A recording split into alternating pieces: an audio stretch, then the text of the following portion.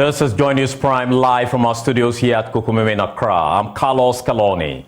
Our headlines: President Akufo-Addo shuts down assertions over an impending politically motivated shakeup in the military hierarchy to mar election 2024.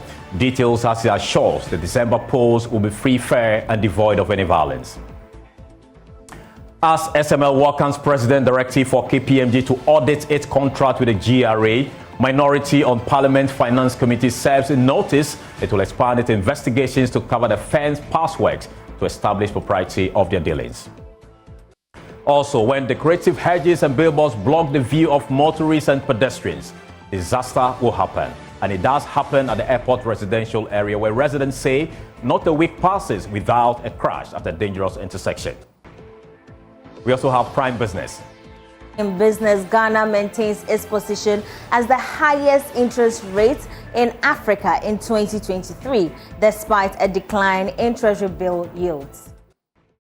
We are grateful you could join us here on Joy News Prime. Now, the Minority on Parliament Finance Committee has served notice. It will expand the scope of its investigations into the operations of Strategic Mobilization Ghana Limited, SML, to establish propriety of their dealings in the past. President Akufo-Addo this week directed suspension of contract between GRA and SML to allow private audit tax and advisory services firm KPMG to conduct a full-scale audit into the deal. Even before the audit commences, SML has issued a statement saying the audit will vindicate the integrity of the contract. We'll bring you details shortly, but let's hear from a member of the Finance Committee, Thomas Ampim-Dako, who says the terms of reference KPMG is expected to work with is inadequate and would not provide a full picture of monies paid to SML for its past works. We believe that the president is late in coming and that the president should have taken that initiative long before. We don't trust the intentions of the president. We don't believe that even if a report is submitted to the president, he will act on it.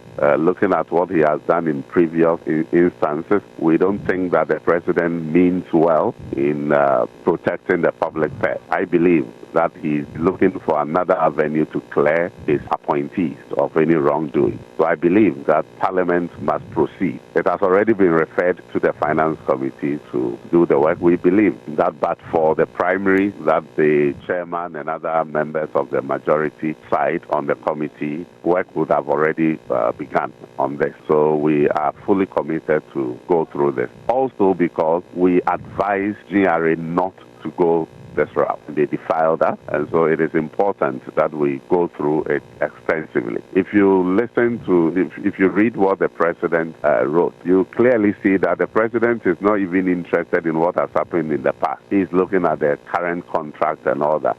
Our committee will delve into what monies have already been paid to the company and all that. And so I believe that our work will be more intensive and more extensive, and it will help bring out all the issues better than the terms of reference that the president has given to KPM. Now, my colleague Kweku Asante joins me via Zoom with details of a statement issued by SML. Kweku, what's contained in the statement? Plus, this statement from SML put out in defense of their work reads that we welcome the directive by the president to appoint KPMG to conduct an immediate audit of the contract. SML awaits the results of the audit and will help establish clearly and accurately picture of our operations. We remain resolute in upholding the highest business standards and welcome the scrutiny that this audit will bring. We are also confident that the findings will confirm the integrity of our collaboration with GRA and the Ministry of Finance and provide ample evidence of the value we provide to citizens. So this is the expansive statement that SML has put out, hoping that by the time this probe by KPMG of a sort concludes, their work would have been authenticated. All right. A while ago, Africa Center for Energy Policy and Imani Africa also issued a statement on the SML developing story. What is in there? Well, we know that these two organizations have been at the forefront in terms of the CSOs who have been speaking against this SML contract. In fact, since the president directed KPMG to go ahead and conduct this audit into the contract, they have been at the forefront again, arguing against KPMG's ability to do that because of what they believe is a conflict of interest that exists between KPMG and GRA because of their business relations. So they put out a lengthy 6-page notice to try and explain why they've taken a position. They start by making this point, and let me read to you what they say. They say that from the outset, the data they've mined clearly shows that the claim by GRE that SML's intervention yielded about 100 million liters monthly consumption increase cannot be supported by their own data. They also say that GRE, the authority, did not hint of the evidence of consumption decline in 2022. In fact, if you look at the expanse of the argument that these two organizations put out, they are sort of arguing that SML and GRE are simply putting out figures and facts that are not really accurate in terms of the picture that they are trying to paint, and only doing so to try and get a certain semblance of propriety in terms of this contract that is signed. They end this powerful 6-page release to the public by giving a notice to the president. Let me read to you. There are just a few of them. They say that the president must holistically examine the many revenue assurances that siphons revenue from the state coffers. They believe that this is part of certain revenue measures that just siphons revenue from the state coffers. They also say that they believe that this job that has been given to KPMG ordinarily should have gone to state investigative agencies like the OSP, like STRIDE, and those bodies that are properly mandated to do such investigations because they have the backing of law to be able to take certain decisions. They don't believe that KPMG will be able to do anything. Or in fact, if KPMG is supposed to go ahead, they see that work as only complementary to the work that will be done by state agencies like the YOCO, OSP, or STRIDE. So clearly, these two institutions, Imani and ACF, not happy with a turn of events, but willing to give KPMG some benefit of the doubt, only if their work will be complementary to that will be done by special investigative bodies like the OSP, among others. All right, thank you so much. Kwekwa Asante is here with us in the joint newsroom. We'll keep our eye on that particular story.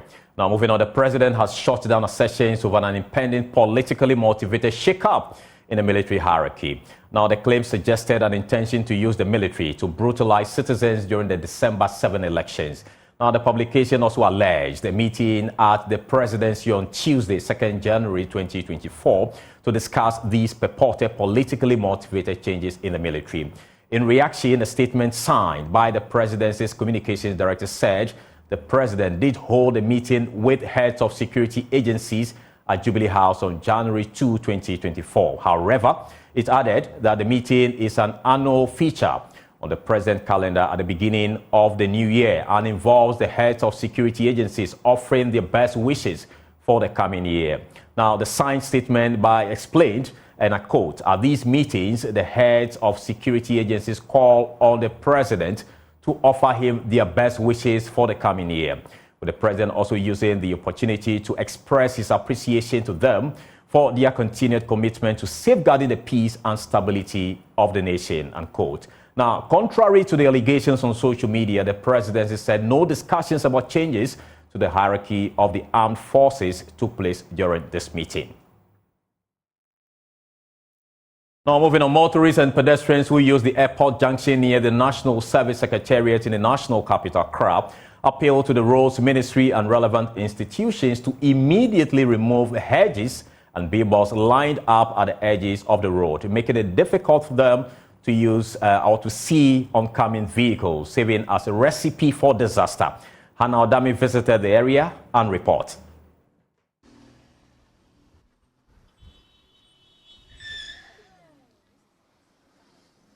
Mr. H.A. Donato, who's been working near the National Service Secretariat since the year 2007, says almost every week he sees similar incidents, which mostly causes accidents at this junction. He wants stakeholders involved to immediately address the situation. You see this side, the signboards, they are closing also the view. So they have to remove some, the hedges there, cut it down. So as soon as they read this zone, they can look, see the road clear, and know how to do. That's what I'm saying. So ever since accident upon accident. A frequent user of this road, Papa, wants the signboard and hedges removed to ensure safety. Very, very dangerous. See the hedges with the signboards. Too bad. Please, you should try and do something about it. What would you want to be done? They should clear those things all. It's human life that we are working with. Pedestrians and cyclists who say they are equally concerned about the inability to clearly see the road before using it are asking for action to be taken. There are edges, the name 3 edges are preventing viewers to see the road clearly. Secondly, they've erected signboards or postboards around the junction, which is preventing you can't see very well. The road is not clear for you to see. One, if they can't erect the traffic light, then the immediate thing they should do is they should remove the posts or signboards, and then they should trim the name tree so that the road will be clear for drivers to see. Road safety advocate Obaya Kunedu, though acknowledges the danger posed by the hedges and billboard, cautions motorists to be cautious when approaching this junction. You're unable to see clearly. You know, you're supposed to stop at the junction, indicate and check your left and your right. If you're going to the left side, if you're going to the right, you check on your right. But if you're going to the left, the hedges are blocking your view. So motorists are tempted to go into the middle of the road, which is not safe at all. And as a road safety person, as an instructor, I would urge the authorities that they make sure that these hedges are cut. I'll also add to it that motorists, yes, we know the hedges are there, but let us be patient and be sure that we have seen the road clearly before we can go. From the airport residential area near the National Service Secretariat, I am Hannah Odame for Joy News.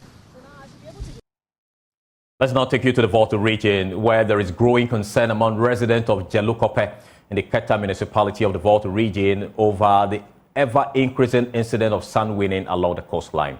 This activity, according to fishermen from that particular area, compounds occasional flooding in communities due to high sea tide. My colleague Stanley Nible's report read to you. The Keta municipality lays between the sea and the Anglo-Keta Lagoon. The area also has a very low-lying landscape, making communities like Dzelukope, Tegbi, Anyangwi, and Jita susceptible to flooding when there are high tides. Beyond natural phenomena such as climate change causing sea levels to rise and overflow, opinion leaders believe the daily ritual of sand winning at the shoreline is worsening the issue, with the sea encroaching closer to the community each day and substantial dry lands being lost. We are shouting for what? Harbor. So if you are doing this, can the government help us? If you are doing this, the government can help us. We shouldn't blame the government, we should blame ourselves. This is the same as what Galamsey. The same as Galamsey. So if we didn't take it seriously, if it escalates, no one knows what will happen. But how frequent do they do this? Oh, day and night. Day and night. This one I come to episode, I saw them winning the sun. And this unit I saw, you also saw them winning the sun, which is very bad. Seth Kede, the chief fisherman of Dzelukope, expresses concern about the impact of sand winning on the landing of fishing canoes, stressing the severity of the cost. These are specialized transportation for sand winning in the Keta municipality. They are often rickety trucks, specifically crafted for the transport of sand harvested from the beach. The new steam's presence at the seashore prompted some sand winners to retreat, while others remain defiant. We've been talking about the sand winning, but they're not listening to us. EPA, they should come and do something about this. If they arrested at least one or two of them, they'll put a stop to it. Put them before court. Now, in November 2021, MP for Ifutu Apenyu Markins faced public backlash and was compelled to apologize to the people of Keta after attributing the perennial flooding situation to sand winning. In light of these challenges, the residents of Keta are appealing to the government for the construction of sea defenses as a potential solution to mitigate the recurrent flooding in the area. Stanley Newblow's report read to you. Let's now take you to Tema, where the TDC Magistrate Court in the Tema metropolis of the Greater Accra region has sentenced 33-year-old unemployed squatter to 15-month imprisonment for stealing water meters in the Tema region. The Tema Community 11 Police Station first arrested Richard Affo in Tema Community 12 on December 24, 2023 for the offense and charged him with 2 counts of stealing water meters, stopcock, and non-return valves, and another count of causing damage for same. On January 4, 2024, the accused was arraigned before the TDC Magistrate Court presided over by Her Worship Mrs. Benedicta Entry, where the accused pleaded guilty to all counts and was accordingly convicted. He has been sentenced to 12 months imprisonment on count 1 and 3 months imprisonment on count 2. Now, the convict has also been fined an amount of 10,000 Ghana cedis in default, 4-month imprisonment for all sentences to run concurrently. Now, we have been joined by the Samson, who is the communications manager for Ghana Water Company Limited in the Tema region. Mr. Ampa, you're welcome. Can you share with us what actually led to the arrest of this man? And so this is a story we've been following up on, where a 33-year-old scrap dealer has been arrested and has been sentenced to 15 months in prison. And we are about speaking to the communications manager for Ghana Water Company Limited from the Tema region to understand what actually led to this arrest and what the outfit is doing to curb this menace in that part of the country. So meters belonging to the Ghana Water Company Limited, we understand the theft of it is on the rise in that part of the region here in the Greater Accra region. And this man, a 33-year-old scrap dealer, has been jailed 15 months for stealing the GWCL. He was then handed over to the Tema. Okay, Mr. Ampa, if you can hear me, I was asking what led to the arrest of this man? Please, I hope you can hear me better now. Yes, we can. Well, thanks very much for the opportunity. So I was saying earlier that for some time now, we have been recording incidences of this and water meter theft issues at our various districts and in the region as a whole. And so we have made public announcements. We have engaged our customers in the various communities, and we have reported the issues to the security agencies. Now, it happened that just last week on the 24th, around 5:30 a.m., the gentleman in question, he had gone to one customer's premises, damaged the pipeline, and took the meter and its accessories into his bag. He was in the process of moving to the next house. And unfortunately for him, because we have put out the announcement that the people are very alert, we were watching him, and then he was apprehended and handed over to the Tema Community 11 police. And the police then carried out their investigation, and then he was arraigned before court. And the results is what you mentioned earlier on. He has been sentenced to 12 months imprisonment. All right, so share with us, how serious is this water meter theft in the Tema region, and how is this hampering your operations? Well, Carlos, it is that serious. If I may share these statistics with you, just for the last quarter of 2023, one of our districts, for instance, like Bechele, we lost as many as 30 water meters. In Bachuna district, 20, Wongakuse 25, Sakuno district 47, Adan 10, Pram district 35, Temandosha 15, and then Ashama West district, we lost as many as 80 water meters just for the last quarter alone. And it might even interest you to know that just 3 days ago, at our district at Santo, 2 of such meters were stolen. Again, Tema Central District 5. And even today, this morning, we had another report from Tema Newtown, a community by name Abonko. 1 meter was also stolen there. So that is how serious the issue is. Now, all put together, we are talking about 280 number of water meters. And these meters are very expensive. They are not the ordinary, it's ultrasonic meter. It's very expensive. If you are to compute it, it's a whole lot of money. And this is a cost to the company, because when customers report the incident to the police, they are giving police extract, and we have to replace this meter free of charge to them. All right. And again, you can imagine the volume of water too that will be gushing out, and that comes also as a cost to the company. So we understand. So, respectfully, what is the way forward now, looking at the data? Well, thank you very much. So for now, what we have started doing as a region is to protect the meters. And we are in that fine arrangement with our customers, and it's working somehow. So what we do is that any meter that is stolen, when you come for the meter replacement, when we replace the meter, we protect the meter.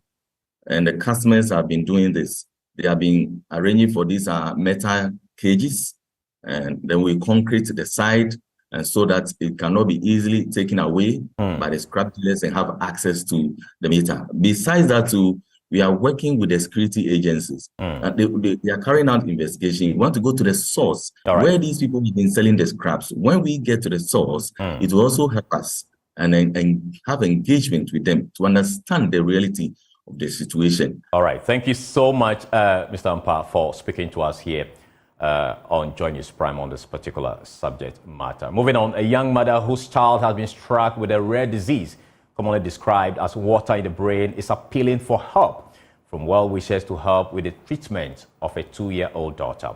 Vida Dubia, a resident of Nkranza in the Bono East region, explained that her husband left her because of her daughter's condition, and she has since been struggling to raise an amount of money needed to conduct surgery on her, and therefore appeal to the public for support. Anna Sabit has more. Often called water on the brain, hydrocephalus can cause babies and young children's head to swell to make room for excess cerebrospinal fluid.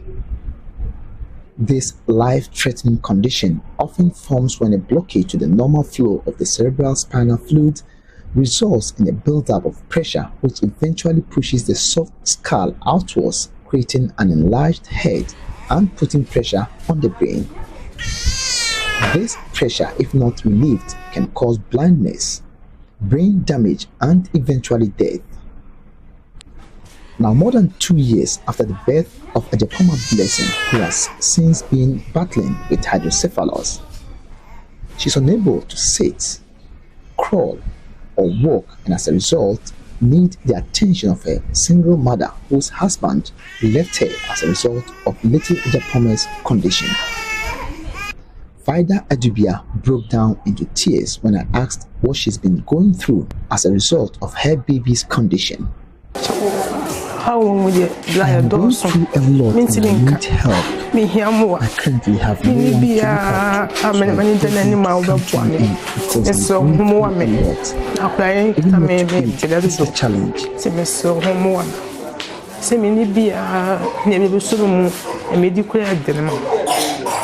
Vida, before the birth of her sick child, used to sell drinking water, and her daughter's condition has pushed her out of business as she's unable to go to the market, leaving behind her 2-year-old daughter. I used to sell water before, but I'm out of business because I am unable to go out and sell. She has spent everything on her visiting the hospital, and even though health experts say a successful surgery could help save her daughter's life, Vida tells me what to eat now is even a challenge. After giving birth to her, I have no one to support me and condition. Is a problem, and I have no one to support me. While Ebenezer is a nursing officer and the assistant in charge of the emergency unit of the Nkranza St. Teresa's Hospital, he says Little Blessing has been on a mission for the past 2 months. We introduced this patient with the name Blessing Ejapoma. She has been here for almost 2 months now. She was diagnosed with hydrocephalus, and we have done a first surgery on her. So current issue on her is that the patient is finding it difficult to settle the bills and then the OP, the operation performed on her. Nurses here sometimes have to contribute to support Vida to help pay for her bills. So at times the nurses and then the ward doctors, we have to contribute and then support her with the bills. So we are just pleading to individuals to come on her aid. Little Blessing has already undergone the first surgery, but sadly, the unavailability of money to pay for her bills means the second surgery cannot be conducted now, and a delay in doing so could cost little Blessing her life. According to our surgeon, they will do the second surgery again. So as it stands now, we can't really tell, depending on the financial constraint that they are passing through. The current situation of little Blessing is also affecting her mother psychologically, and an urgent attention needs to be given to enable a surgery that could help save her life. In fact, it's very, very bad because already psychological effect comes in. And because looking at a baby for like her, most of the time, if you are a mother, definitely, being psychologically it will affect you. Her husband has left her because of the situation of the child. So all this come to play, and it affects even the mother herself and then the entire family. Health experts here say an amount of 12,000 Ghana cedis will be enough to support little Blessing's surgery, and your little contributions could help do the magic. Anna Sabit, Joy News, Nkranza. Well, in just hours, the country's biggest jam will kick off at the City Galleria near the Accra Mall. The hip life and hip hop feast will focus on the musical brilliance displayed by various acts in Ghana especially. That will be relieved tomorrow when Joy FM DJs Black, Andy Dosky, and Leslie's Bill and a surprise guest set us alive. Now, the 90s Jam takes place tomorrow, Friday the 5th of January at the Galleria next to the Accra Mall. Get tickets at the front desk of Joy FM or buy directly from your phone. Use the short code *714 *003 hash. It's 150 Ghana cedis regular, 200 cedis for VIP ticket. Be there. You're still watching Joy News Prime with me, Carlos Kalone. We'll take a short break. We'll return with more. Please stay with us.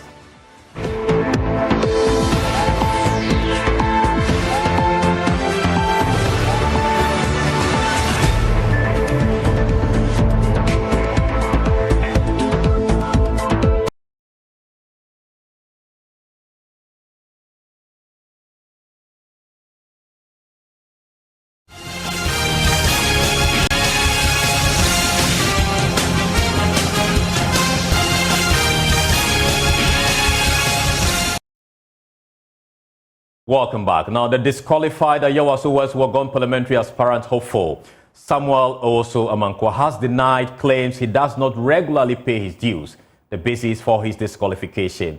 He alleges some members of the vetting committee attempted to coerce him to step down for his contender, the incumbent Lydia Seyram Al-Hassan, but he refused. He has since petitioned the party for review of the decision. Here's Stanley Niblew's report. Samuel Owosu Amankwa, one of the two parliamentary hopefuls seeking to represent the Ayawaso West Wuogon constituency in the 2024 elections, was disqualified on day one of the party's vetting.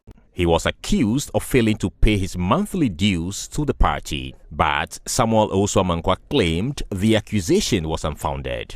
In a petition signed by Kwame J., his lawyer, Samuel Owosu Amankwa alleged that the Greater Accra Regional Chairman, Regional Women's Organizer and Regional Secretary of the NPP, who were part of the vetting committee, earlier approached him and requested he drops out of the race for the incumbent MP, Lydia Seyram Al-Hassan, to go unopposed, but he refused. He believes that is the basis for his disqualification. He is appealing to the party to grant him one relief. I'm actually looking for a review of the decision to disqualify Kwabena Owosu Amankwa Samuel. I think the decision was made inappropriately and out of humility, malice, and out of against the rule of natural justice.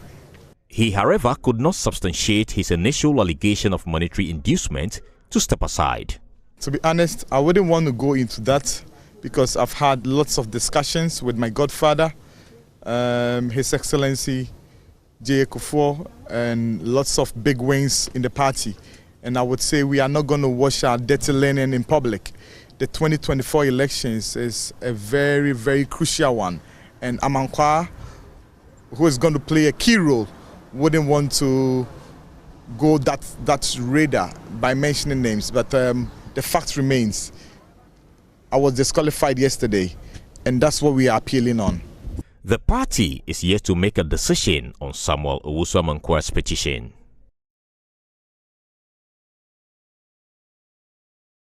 Here is Kenneth Jesse's report on the final day of vetting in Accra.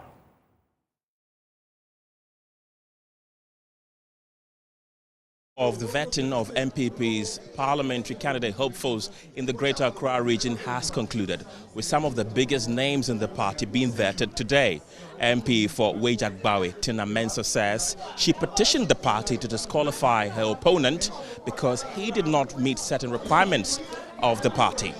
When you insist, it will be like you are scared of the vote. But I just want to prove a point, to tell the people that we have a constitution which stipulates certain things. So that is why I appealed, I petitioned. But they begged. That's where the party is. They don't want a situation that when they disqualify somebody, it will be some sort of acrimony. There will be a sort of Tina is scared of a contest or something. So I just let it go. I said I need an apology from me, and then he apologized. Communications Minister Ursula Owusu says the numerous MPP MPs who will not be returning to Parliament will be sorely missed. One person whose input will be sorely missed in the next Parliament is Oseiche Mensah. I'd have wished that he would have stayed on, because both sides of the House recognize the immense contribution that he's made to the growth of our democracy.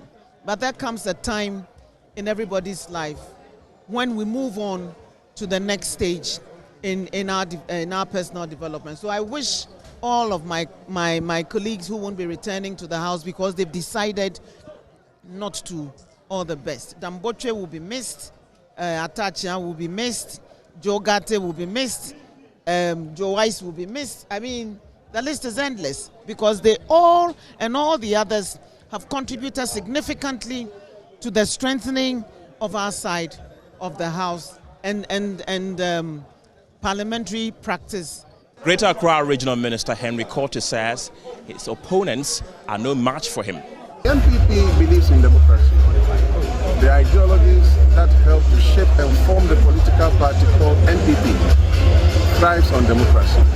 And so everybody is allowed to express his views, his opinion, and also get involved in an election. After all, the president, Nana Addo Dankwa Akufo-Addo, went through contests. Unlike yesterday, there were no disqualifications whatsoever. My name is Kenneth Jesse for Joy News. From Accra, let's take you to Kumasi to look at how the vetting went up there. I believe was between myself and Honorable Kokofu. That was the fiercest as far as I'm concerned. This one for me is not it's a no match. When you go to the constituency, those who are voting, they see a big difference. Yes. Like a difference between a VIP bus and Pragia. Yes. That is the difference. Let me say, I am not going to be like I've already won. No, there is nothing like complacency in this game. Once there is a ballot, yes, I am going in full force as I did. And currently, you can see the constituency is united behind me. They would want me to continue with the work that I've started. And I'm sure you can see the delegates behind me. They are going to say what will happen on the 27th. And I know, inshallah, and by his grace, victory is assured. Expect what happened in 2020. A large victory. That is with hard work. Because my people know what I've done. And nothing is shaking our victory. We are winning and we've already won. Well, the battle is the Lord's. And I can tell you that come 27th, it's going to be another resounding victory for the Kwame Nkrumah and MP. Are you retaining your seat? Oh yes, very much so. Very optimistic. I can assure you that the legacy in Achua for the past 80 years is unmatched. You look very optimistic, but then your opponents are also super optimistic. Coming up against Vincent Frimpong Menu, how does it look like? The first time I contested with him was in 2015. He had 14 votes. He was last. I occupied the penultimate position. I had 78. The second time we contested in 2020, he was last. He had 48 votes. I had 172 votes and I won. And he's coming again for the third time.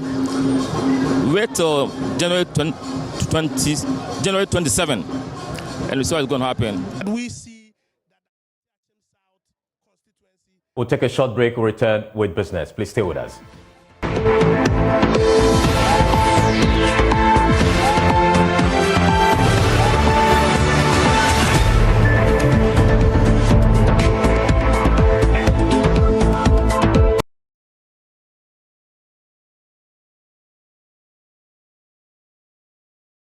Welcome to the business segment on Joy News Prime. I am Emma Davis. A look at our stories. Ghana recorded the highest interest rates in Africa in 2023, despite a decline in treasury bill yields. According to fixed income updates by some investment firms, the rates of about 29.24 and 31.88% for the 91-day and 182 Treasury bills, respectively, remain high. Here's a business desk report. The yields on the 91-day and 182-day bills fell by 6.12 and 4.10% respectively last year. However, the rates are still elevated, increasing the government's cost of borrowing on the domestic market. Despite the rates falling significantly in March last year due to the domestic debt exchange program, the fall in the yields was short-lived. Again, average lending rates hover around 32%, ranking Ghana among the highest on the African continent. However, some analysts are hopeful Treasury yields will decline in 2024, potentially sharper along the year as investor sentiments improve. They have warned that election-related fiscal risks and its pass-through effects on inflation remain a risk to the outlook for the yields. Meanwhile, Egypt followed Ghana closely with the second highest interest rates in Africa. Seychelles, however, has the lowest interest rates in Africa. Research lead at GCB Capital, Courage Poti, says government must be strict on spending, particularly discretionary items, in order not to erode the recent economic gains. According to him, this would help reduce election-related fiscal risks and its effects on inflation. He spoke to Joy Business. It's a risk no one can completely rule out, and I can understand why. You could see the projections for the year that even in CAPEX, we've seen some significant growth in CAPEX, and it's not hard to think why. We are in an election year. Maybe there is some focus on infrastructure and other things like that. It has political capital, and it has, of course, social value as well. So it's here and there, right? But what we have seen in 2023, that worked was that revenue net did not necessarily perform. There were revenue underwhelmed to some extent, but there was that commitment to trim expenditure and normally on the discretionary items. And that is how we managed to keep the fiscals in check and even ahead of the program targets, really. Going into 2024, we haven't paid as much interest on the local bonds. In fact, we have to negotiate them down. External debt service will resume once we conclude the debt restructuring. It brings on another set of obligation. And so government would have to even be stricter on the discretionary expenditure items if revenue continue to shortfall. Now, will government be willing to do that? And in an election year where spending is a key part of the process, those we cannot say for certain. And that is why it remains on uncertainty as to how the discipline mechanisms of the program can keep us in check. And we had program in 2016 when we had overruns, really. So how the program can keep in check, and most importantly, how the authorities see the exigencies of the situation we are in and the need to, if you like, tighten our belt and get things back under control. Depending on how they see that and how committed they are to that process, we could see us sustaining the fiscal trend we are seeing now or the overruns that a lot of other people are also alluding to. Now, Nigeria is leading Ghana in terms of the frequent use of digital channels for financial transactions. That's according to the 2023 KPMG West Africa Banking Industry Customer Survey. For instance, 70% of customers in Nigeria use their mobile banking app at least once a week, compared to 53% in Ghana. Here's more.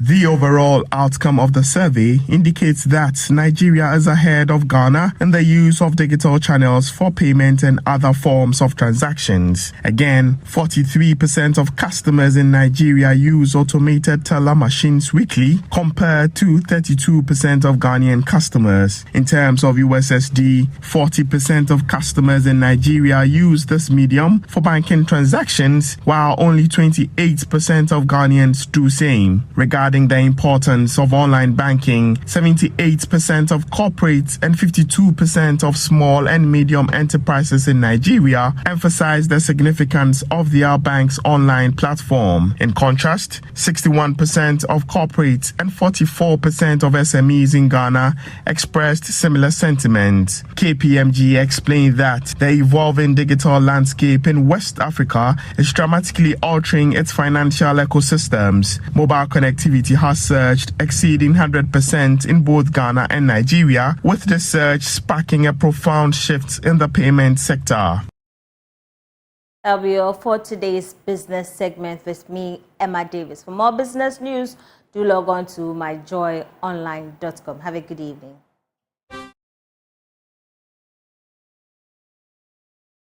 To the sports segment with me, Razak Musbao. Now, the winner of this year's African Cup of Nations tournament will walk away with $7 million, a 40% increase from the 2021 edition, which saw Senegal earn $5 million for emerging champions. Now, this increment was disclosed by the Confederation of African Football in a statement issued today on its website. Now, here is a breakdown of the new prize money. So the winner walking home with $7 million, and the runners-up, that's the team that comes second, will walk home with $4 million. Now, the semi-finals, the teams that will make it to the semi-finals, that will not be able to progress to the finals when they get to semi-finals, so will go home with $2.5 million. So that's the two teams that will exit the semi-finals, will walk home with $2.5 million. And the teams, the four teams that will exit from the quarterfinal will also walk home with $1.3 million apiece in this year's tournament. Well, the president of the Confederation of African Football, Patrice Motsepe, he's been speaking on this development, and we have excerpts of his statement for you. And this is what he says there. He said, CAF has made significant progress over the past 2 years in increasing the prize money of the AFCON and all its other major competitions. We have increased the prize money of the AFCON winner to $7 million, which is a 40% increase from the previous AFCON prize money. The statement continues where he talks about what he's hoping the money will be used for. And he says he is confident that a portion of the prize money will contribute to developing football and also benefit all the football stakeholders, as well as assist our member associations with their administration. Well, let's bring you some basketball now. A celebrity basketball game which was put together by a charity organization whose game took place at the Bokum Boxing Arena earlier this week. My colleague Kwame Benaya was there, and he came through with this report. The star-studded event saw some talented basketball players from Ghana and the diaspora display their basketball skills in the exhibition game. Boris Kujo, Michael Blankson, and hundreds of other African Americans were present at the Bokum Boxing Arena to watch and entertain themselves with some basketball action. Also in attendance at the event were Reggie Rockstone, Fuse ODJ, Majid Michel, Michael Dapa, and many others. Some of them spoke to Joy Sports. The impression is that I am impressed, and I'm a very hard man to impress. This is good. In fact, hopefully the next time they do this, if they get a better PA system, we actually throw a concert in here. We are sure how bad fell rough.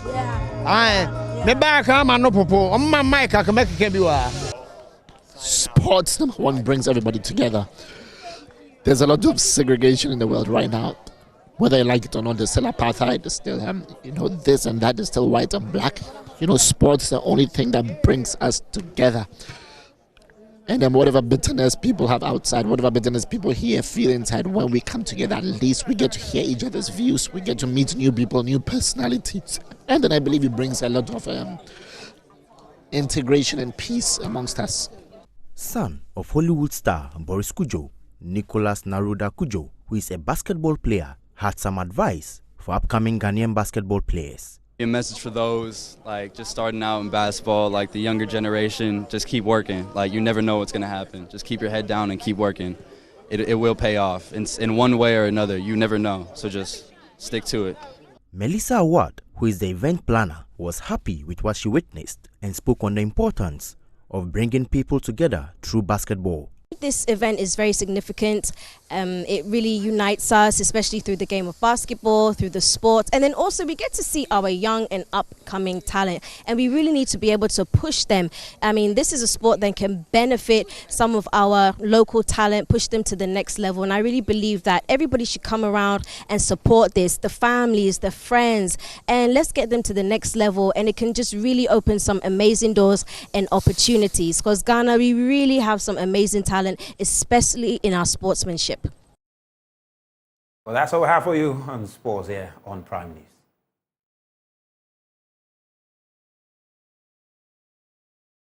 Well, that's it for this bulletin. But before we go, the Galleria is on tomorrow, and you can use the short code *714*0032. Actually, buy your ticket, and we're expecting you to be there. The 90s Jam is on tomorrow. And that's all we have in this hour. You can log on to myjoyonline.com for more stories. My name is Carlos Kalani. Thank you so much for watching. Have a great evening.